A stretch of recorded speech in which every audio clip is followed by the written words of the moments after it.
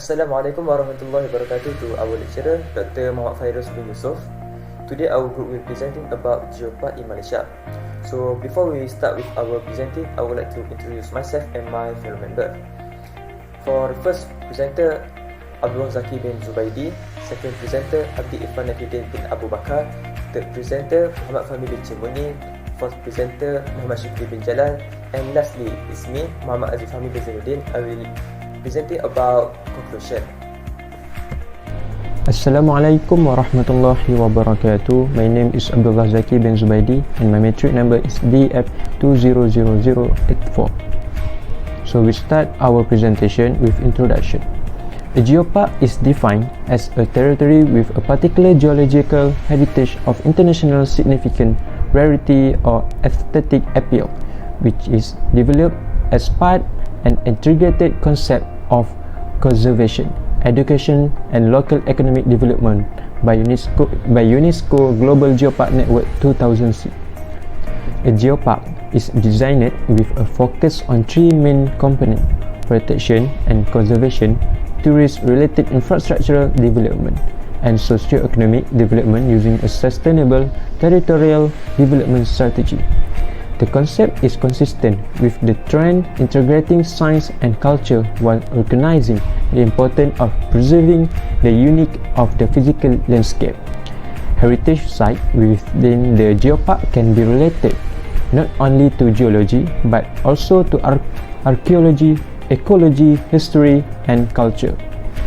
All these sites in the geopark constitute thematic park and must be linked in a network with route, trail and section that should be protect and manage. All geopark must not only be active by local means but also the means of the geopark community and thus cooperate on mutual project and exchange of ideas for the improvement of promoting their activities. Geopark are run by local communities which can recognize and wish to confirm their geological, historical and cultural heritage.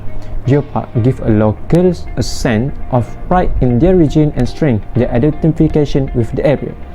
Geopark use the activities to attract a large number of visitors and enable the founding of different manufacturing and utilities which help improve the socio-economic development of the community. That's all from me. Thank you. Assalamualaikum. My name is Irfan Nafidin bin Abu Bakar and now I will explain about the literature. First, process of getting geopark status. In 2006, the Kedah state government publicly launched the geopark idea. The major goal of naming the island a geopark destination is to secure the conservation. Langkawi Island's application for geopark designation has been in the works from the years 2000.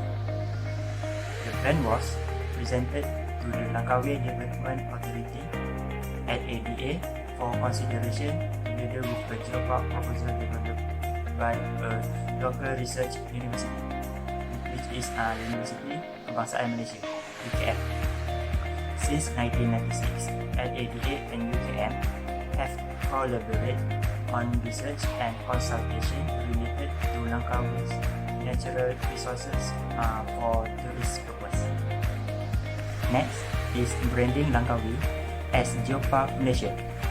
In May 2006, the state government of Kedah designated Langkawi as a geopark, and in June 2007, the island was designated as a global geopark by the Global Geoparks Network (GGN) with cooperation from UNESCO. After receiving official UNESCO certification as a geopark destination in 2007, Langkawi launched a new promotional campaign overseas with the tagline Langkawi Geopark. Langkawi Geopark is the country's and Southeast Asia's first geopark, as well as the 52nd in the Global Geopark Network. Langkawi Geopark is a development tool that supports conservation and sustainable economic development on the island of Langkawi. Lastly, there are some criteria for geopark to join Global Geoparks Network (GGN). The first one is size and setting. Second is management and local involvement. Third, economic development.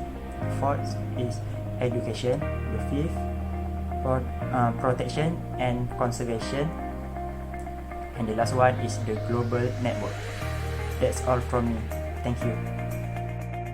Assalamualaikum warahmatullahi wabarakatuh. My name is Muhammad Fahmi Benjamini and I will present about methodology. Langkawi has a diverse geodiversity of rock, mineral, fossil, geological structure, geomorphological characteristic, and landscape feature, all of which have national and regional heritage significance. Langkawi's geoheritage is primarily found on rocky beaches, cliff, peaks, and waterfalls, as well as caves. The Langkawi Islands rock may be classified into 4 sedimentary rock formation and 1 granite formation in general. These sedimentary rock formation in ascending order are the Macincang, Sertol, Singa, and Cuping formation. And for the Macincang formation is Langkawi Islands and Malaysia's oldest rock formation. The Macincang formation is mostly fine to medium grain sandstone, with some coarser grain sandstone, conglomerate, and shoal thrown in for good measure. Having a total thickness of up to 2,830 meter, the Macincang sandstone has been classified as a deltite to shallow marine, and fluvial to deltite to open marine deposit. Next, for the Sertol formation, the Sertol deposit in Malaysia's and the neighboring region's oldest limestone formation. The age of the Sertol formation is interpreted from the age of several fossil layers within the formation and varies from early Ordovician to Middle Devonian. The formation's lower border may be observed in Teluk Kubang Badak, while its higher boundary can be seen in North Pulau Langgon. The Sertol formation is mostly composed of thin to densely bedded dark grey limestone with interfingering band of detrital rock. Next is Singa formation. The Singa formation is a dark color shale and siltstone that may be found across the southwestern Langkawi Island. The formation overall thickness is estimated to be 2,100 meter. The Singa formation is late Devonian to early Permian in age. Diverse layers of glacial marine dimetites are characterized by densely bedded to lush dark grey to black siltstone and mudstone, including occasional class of various origins, size, form, and the degree of roundness, including a foreign 1 billion years old igneous rock Trojan mine. The next one is Cuping formation. In Perlis and Langkawi Island, the Cuping formation is densely bedded to enormous light grey crystalline dolomitite limestone. On the Langkawi Island, the subtension section of the formation, particularly in the lower half, is made up of thinly bedded dark grey bioglacic limestone. The Cuping formation in the Langkawi Island is believed to be 750 until the 900 meter thick. Because the whole top portion of the formation has experienced some metamorphism, it is barren of fossil. The Cuping formation top border is neither exposed or faulted, and it is overthrusted by the older Sertol formation. And the figure below is shown geological cross-section showing the general trend of sedimentary deposition and the role of Kesap thrust fault and granite extrusion toward the final distribution of various rock formation in the island. That's all from me. Thank you.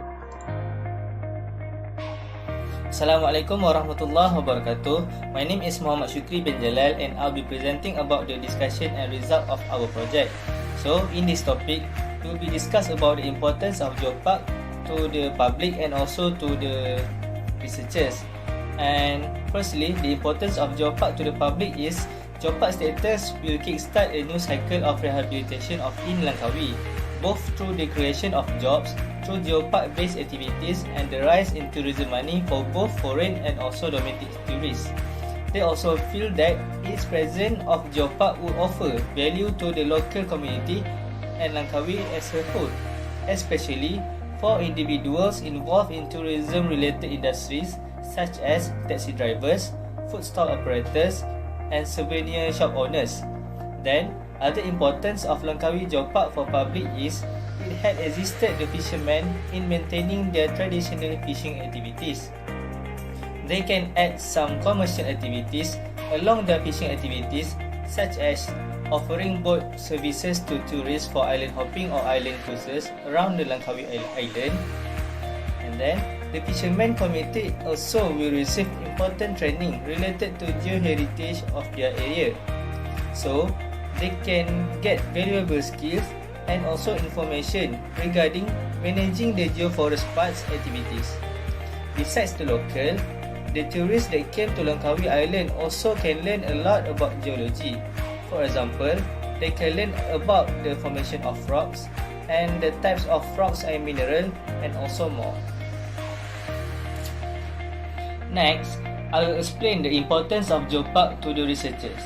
Every year, many of the scientists, including geologists, natural scientists, social scientists, and also biologists, visit the geoheritage site and will use the natural and cultural resources for teaching, research, and also recreation. Uncommon and exceptional highlights like Daphne, solutioning grooves because of wave disintegration along frail zone of minerals, abnormally formed rock tors, and remainders of erosion process have unique and recreational qualities and also have become subject to scientific studies, especially for those who want to study the tropical weathering and rock terrain. And then, there are 4 categories of geoconservation identification in Langkawi Geopark, which are geological monument, landscapes of scenic beauty, geosites, and geoforest park. And then, resources of geoheritage such as fossils of cold water marine fauna and lithophases shows that Langkawi at Middle Paleozoic was influenced by cold climate conditions in the southern hemisphere. So, that's all from me. Thank you. My name is Muhammad Azif Hamid Zainuddin.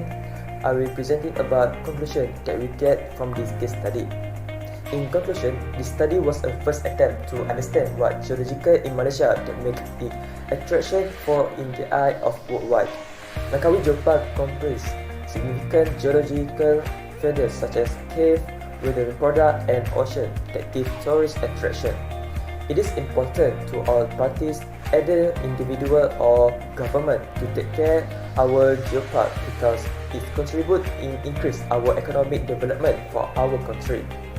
Furthermore, we need to raising of public awareness and education programs related to geoscientific disciplines need to be increased in school and communities with the existence of the media, government agencies, and tourists to ensure that the population living within a geopark fully understand the benefit and advantage of such area and conservation thereof.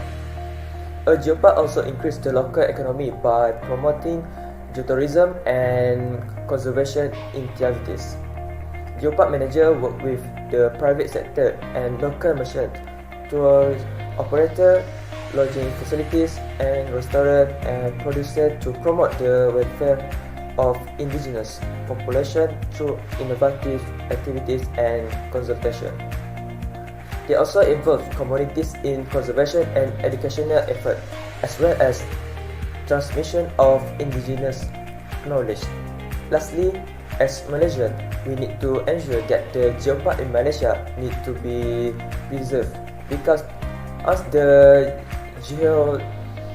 geoheritage in geopark is destroyed, further generation will not be able to get the chance to see the unique of geological structure that are in Malaysia. Although it will reform, but it will take a very long time, up to thousands of years. That's all from our group. Thank you.